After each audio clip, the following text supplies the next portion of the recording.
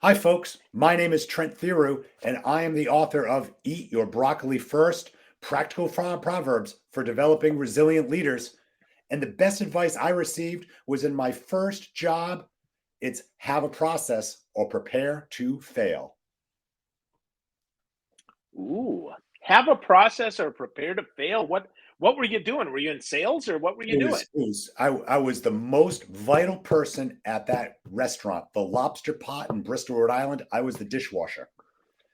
And, Okay. and I, got Oh, to, tell me about this. I got there about an hour early. It was my first job, and I decided that I should be on the hour early before work schedule, but I think I was the only one that knew about that. And so I arrived early, and Mr. McCarthy, who owned it, showed me the ropes about how to start washing dishes. But he said to me the exact thing: have a process or prepare to fail. And at 16 years old, I didn't know what that meant. But what was great about washing dishes at that time was that I could have all the Cokes that I wanted. Just go to the bartender, put my Coke on it. So got it going in. Maybe about an hour and a half or so into my shift there, the first two dishes came. And so I dutifully jumped right on them, scrubbed them down, put them in the machine, closed it, pressed the steamer, and out they came. Now I should say to you that this restaurant had 14 different types of plates for coleslaw and butter and bread and salads and lobster and non-lobster and meat dishes, plus appetizers and desserts and the like. And as the plates started to build up, I couldn't quite figure it out because I thought I needed some level of PhD in Tetris to figure out how to get all of these things moving. And I could hear Edna. Now, Edna had all the charm of a mosquito carrying malaria. And she's like, "We're running out of lobster plates." And I was getting nervous because I couldn't keep up. And I looked behind Edna and she had this big stack of plates. I said, "Why don't we use those?" And she goes, "Those are for emergencies." I go, "This is an emergency. Call out the National Guard of plates. We need them now." At which point, Mr. McCarthy came over and said, "You didn't listen to me, did you?" He says, "You didn't have a process." And he showed me how to organize the work. And once he showed me how to organize the work, it was very easy to go through from there. So it's something that I've taken to every job I've had since. Don't start working. Start by figuring out the process first. That's interesting. I mentioned that I thought it was sales because a lot of times we teach the sales process first, and the folks that I work with. So that's interesting. Even washing dishes, and I think back to my first job. That was one of my first jobs too. And absolutely, right? Bob and Mary taught me my process. Mm. And that was key, right? Figure out the process, work the process. Certainly it can be improved upon Sure. sometimes. And sometimes it's just about working it. So that's super cool, man. So with that, is that kind of the thought behind Eat Your Broccoli First? Did you have a process for writing this book or what? Absolutely. So eating your broccoli first is a practical proverb. When I used to teach graduate school, business strategy and finance. And what I would find is that those textbooks would spend 4 pages talking about um, differentiation and using risk and the like. And what they were simply saying was, don't put all your eggs in one basket. And I'm thinking, boy, we have all this calculus to figure this very simple proverb out that every mother since the beginning of time has told us. But yet we try to make some leadership tips just so hard. And that's where I said to myself, okay, there's an easier way to do this. There are people that are working their way through leadership because we get sales training, we get dishwasher training, but very little leadership training. And so I wanted to make my book to have very simple proverbs that you can stick with you and then you'll be able to apply in your daily life. Yeah, I love that. I love practical tips. They're so important. I think that often we overlook the practical with, oh, I'm looking for some magic or some silver bullet. When in Sure. reality, we just need one little process here and one little process here that can certainly help us out. So with that, let's talk about some of your proverbs, which by the way, they're super fun. Let's talk about soaking the bun, which I found Okay. super interesting. Let's talk about that one. Sure, sure. So the concept behind soaking the bun starts with creating a different way, a different paradigm to how to solve a problem. And it starts with the Nathan's 4th of July hot dog eating contest. Now, I don't know how many hot dogs you can eat at one sitting. I might be able to get 2, maybe 3 down if I wash it down with a good beer. But beyond that, not too much. But these people take it as a sport. And so they were getting to 15 and 20 hot dogs, and these big burly guys coming out and just mowing it down. But this young man from Japan thought about it and reverse engineered the process. The problem with the process is the starch in the bun. You had to eat both your bun and the hot dog at the same time. And that's what people would do. That's what we would do at a cookout, right? But this gentleman, Kobayashi, thought about it differently. Separate the bun from the hot dog. Put the bun in the water, squeeze it. And what you're doing is you're taking out a lot of the yeast there, the problem that people have in swallowing. And so he took this competitive event, but yet by soaking the bun, applied a scientific process to it, and he doubled the output that year. And I should say this, Kobayashi at the time was 147 pounds, and he ate 52 hot dogs. I can't conceive of that. Wow. So how do we apply that to our daily life, right? How do we apply that to our leadership life? Yeah, the way I think about that is so often we walk and do our job and we follow a routine. We eat our hot dogs the way we've always eaten our hot dogs. But this gentleman, Kobayashi, said, we're not thinking about it the right way. And he went at a 45-degree angle to say, there are 2 problems to solve here. One is getting the hot dog down, but the bun is separate as opposed to thinking them together.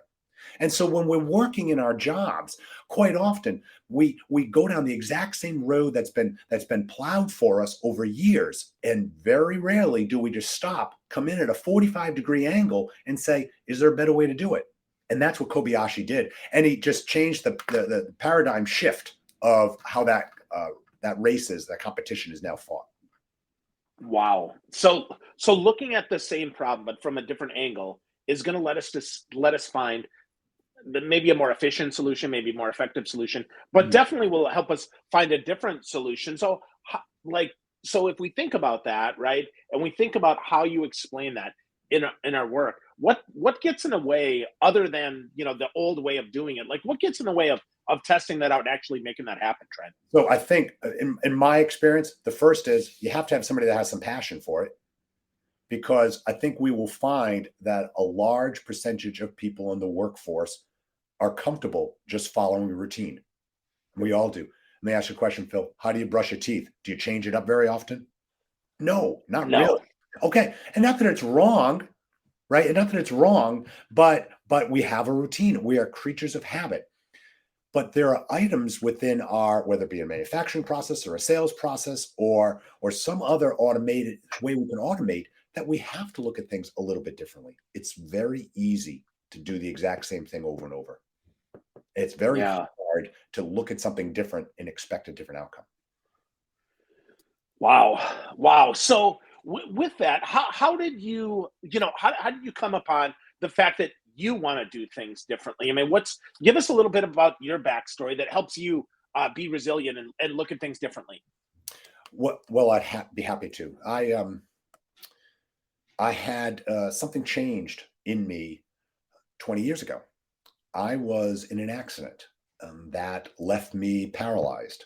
Now, you may have to see it here, but I can now stand. But I was paralyzed in an accident, and it changed the dynamic of my life. It changed how I had to think about things going forward. And so it gave me this insight that the path that I'm following now isn't always right. 2 paths diverged in the woods, and I took the one lesser traveled, and it has made all the difference. And that's what I've thought about since that accident. Wow. Was it near death? I mean, can you tell us a little bit more about that, Trent? It was a Monday night, and I was coming home from work. It was about 8:30 at night. I had a long day, and I normally like to get a workout in a day, and I couldn't that morning. And so when I came home, I live right by this cove in this Narragansett Bay in Rhode Island.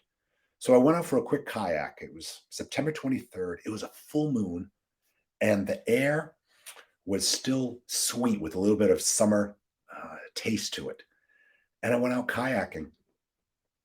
And I went out to Nayet Point. I turned around and came back. The only boat I saw out there is there's a high-speed ferry that goes from Providence to Newport, and I could see that go by. But I heard behind me another boat in the water. And so as I'm kayaking, I've looked back and I can see a boat behind me, and I kind of steered away a little bit from it and kept going. And the boat still kept coming at me. And it was on my trajectory up on plane. And so I took the kayak and paddle, and I reached behind me. I yelled, "Hey, hey!" And the boat didn't move. It was bearing down right on me. And so I had to make a choice. I knew if the boat hit me in here, I would die.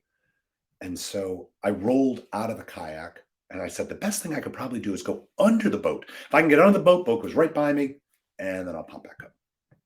And so I roll out of the kayak, and I try to push on the kayak, which is like pushing on air. And I get into the water, and I take one big breaststroke pull. And I come to appreciate the Doppler effect. As the engine gets closer to me, the pitch goes higher. And then the boat hits me. And getting hit by a boat is like being tackled in football. Like, oof, it knocks the wind right out of you. And then the propellers came. And the propellers got me 4 times from right at my bottom of my waist up to the top of my back, and sent me straight down into the water, into the dark water. And I didn't know which way was up at this point. I tried to breathe a little out, but I couldn't see the bubbles. And I realized I couldn't use my left hand, and I couldn't move my legs. So I had just my right hand, and I pulled myself to the surface with my one hand. And I see the boat, and I watch it going away. And I think, I am in some serious trouble here. And I reach behind me, and I touch what I think is an exposed rib. And it just sends shocks to me. And I have no way to keep up, so I fall back in the water a little bit, and I pull myself back up. But that, Phil, isn't what scared me, because what scared me the most is I didn't know how much blood I was losing. It was dark. I couldn't see it. And I looked, and about 400 yards to the east was the shoreline with a lot of really nice houses right on the waterfront there. And I was a swimmer in college. So back then, 400 yards would have been like 4 minutes. But now with one hand, I'm not quite sure how long that'll take me.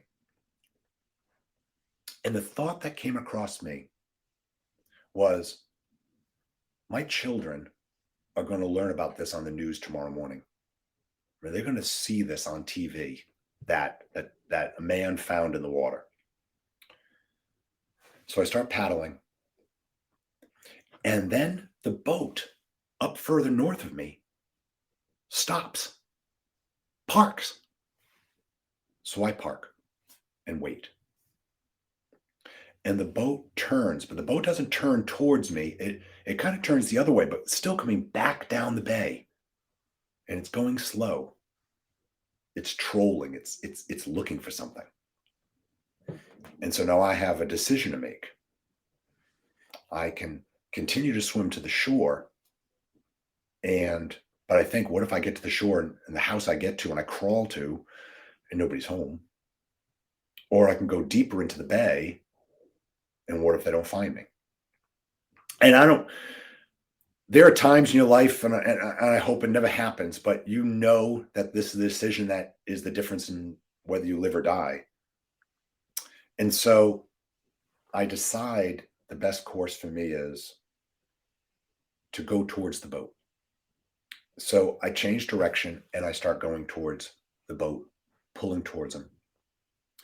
And the boat comes, and the boat goes right by me. And I think, I am in serious trouble. So now I'm deeper in the bay, I'm bleeding out, and my strength is draining. And so I start following the boat with one arm, pulling myself towards the boat. And what I'm really scared of is that they'll find the kayak, which is nowhere near me. I can't see it. And after a couple minutes, the boat turned around and came back up towards me. And ultimately, they see me. And that's how I ended up in the hospital with all the major muscles on the left side of my back severed and 5 pieces of my spine carved out.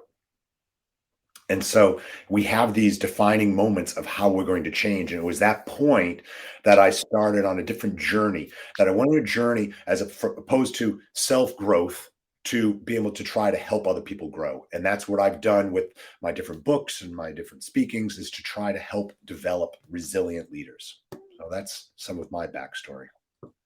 Wow. That's a hell of a story, man.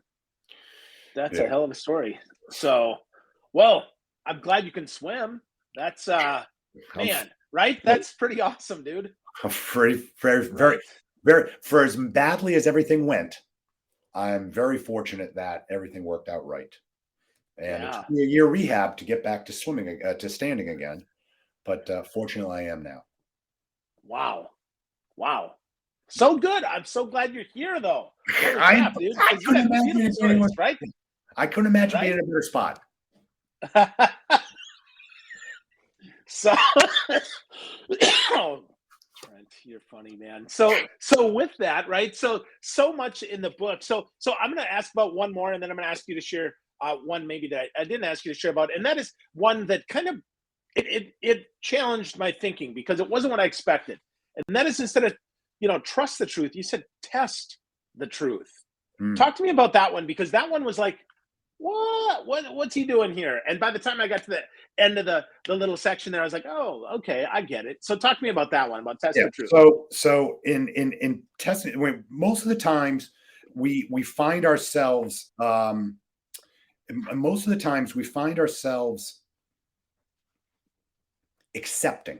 accepting people and what they say. There's a study called the truth default theory, TDT, which just happens to be my initials as well. And it's a common human default to accept what people tell us. Because, Phil, why would you lie to me? Right? Why would you try to deceive me? And in general nature, that's what we do. We want to accept the best in people. We want to accept people's intentions. But every now and then, we have to test it.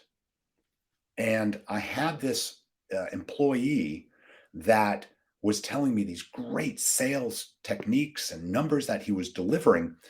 And it sounded great. And I trusted it, because why would he lie to me?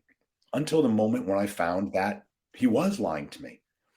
But this truth default theory would essentially mean we accept it. And the study came from the early 1960s. And what was happening was there was people were being put in one room, and you were in charge of applying shocks to a person in another room. And the person that's telling you to do it, if they give me a bad answer, you apply a little more shock to them. And it become harmful, because the people that are applying the shocks accept that this person in a laboratory coat is on the up and up on what they're doing. Now, on the other side of the room is an actor. So they're not really wired up. But every time you turn up the juice on them, they're screaming bloody murder. And it created this interesting dynamic as to how far people would go based on just accepting the truth as it's told to them, rather than testing it. And I say there gets to be a point where you have to test a little bit. Reagan was right. Trust but verify. That's essentially where we're going here. And I am an exceptionally trusting person. I have no reason to believe that people would seek to not deceive me, but manipulate me. Sometimes we need to test that out just a little bit. That's where I came from that. So how do we do that practically, right? You mentioned the salesperson. How did you test that? Well, How did you find out that they weren't doing it right? the salesperson was selling a product, and the sales were going up, and the product was going out, but we weren't collecting much money in. They were aging. Mhm. Accounts receivable were going too high. And so what we on one day we had this interesting call from our credit card company, into which said somebody is trying to put money back onto their card from our company device. We had a device that would you could swipe or put the numbers in to charge people. But instead of the money coming to us, we got a call because the money was trying to go out. And I couldn't understand it. So I went to this person. He was the only person logically that could have been near this machine. And he told me exactly what I wanted to hear. Oh, that customer was ready to pay. And I needed to check his credit card to see if it worked. And so again, I trusted him. Why, in a way, why I wouldn't. But then one more shoe dropped after that. And I found something photoshopped on what came from that customer. And it was enough of a trail. And once I unscratched it, then I went and took him to. And I should say I followed that out, found him for wire fraud, brought in the Secret Service, put him away on wire fraud charges for 6 years. So I was pretty trusting. Wow. Holy cow. That's a good lesson and a good reminder to your point, right? Trust but verify for sure, and test the truth. So that's good. So if there was one more maybe that I didn't ask about, one of your favorites that like maybe has been defining for you, what would that be, Trent?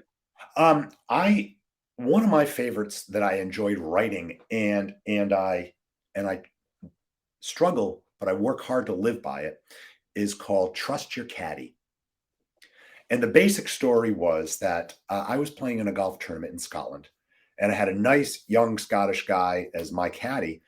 And we're on the back nine last day, and I was down three with 6 holes to play. So I needed to make a charge. And I hit a ball into this fescue. And on the fescue there, it's like hip high. It's like the stuff Sandy Duncan would do Wheat Thins commercials in. I mean, it's high stuff, right? And so I have almost 200 yards to the green. So I say to my caddy, Caleb, give me the 3-wood. I have to go get there. And he's like, you don't want to do that. I'm like, no, it's the back nine, 6 holes to go, down three. I need to get to the green now. I can't take worse than bogey. And he's like, no. I said, Caleb, give me the 3-wood. And so he dutifully does. Takes the bag, takes his step back. I go down, I take my swing, and my club goes right under the ball. And I look up at Caleb, and Caleb was standing there holding the club he wanted me to use the whole time. Like, give me that. And I punched out, put it near the green, and made double bogey, and ended up losing the tournament. And I thought to myself afterwards, what made me think I knew more about that fescue than he? Am I a better golfer than him? No. Do I know the course better? No. Do I know the conditions better? No.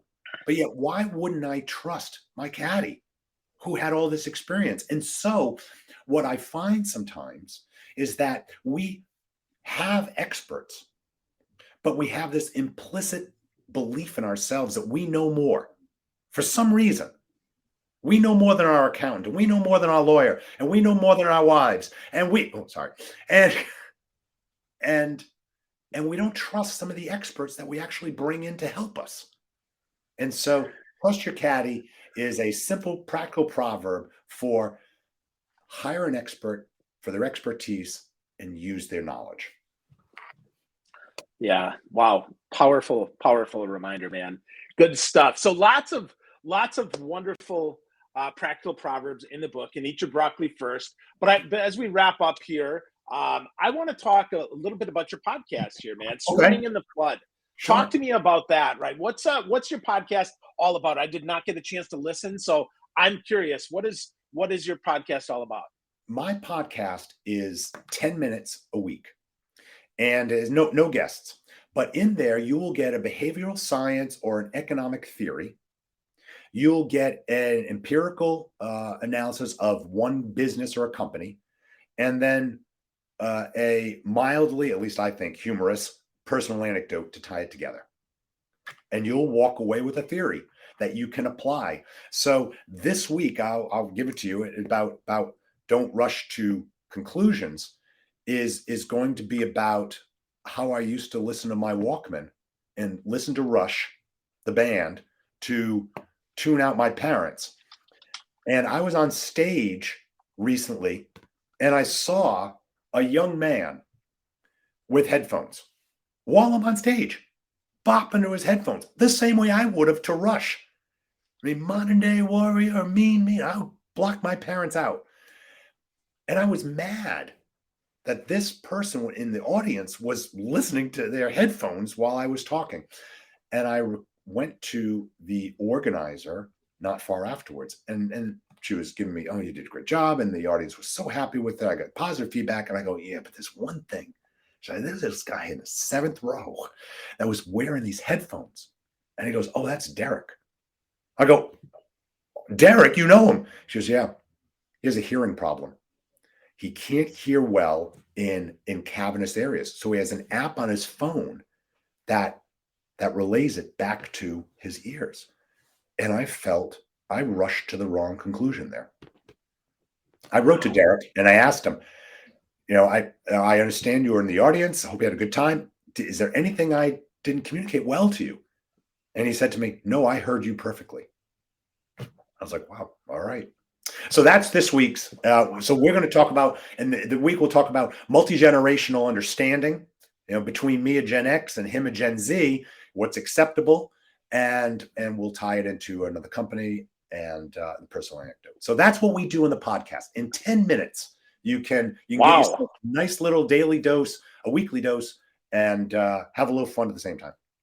Wow. I'll be subscribing. Swimming in the Flood. Good stuff. And the book is Eat Your Broccoli First. Yes. You can check that out at Trent's website. That's TrentTheroux.com. You can go to Amazon. You can go to Amazon. It's the best place to go find it. There you go. You can get it on Amazon, and you can learn more about Trent. Trent, my friend, thank you so much for spending time with us today. How do we eat the broccoli first every day? How do we make sure we do that? Give us one last insight. I say it starts by actually trying. You know, we follow our routines every day. Sometime when you go out to walk your dog, instead of going right to tomorrow, go left. And that's how you eat your broccoli first. Love it. Good stuff. Thank you so much, my friend. Take good care. And thank you, everyone, for listening.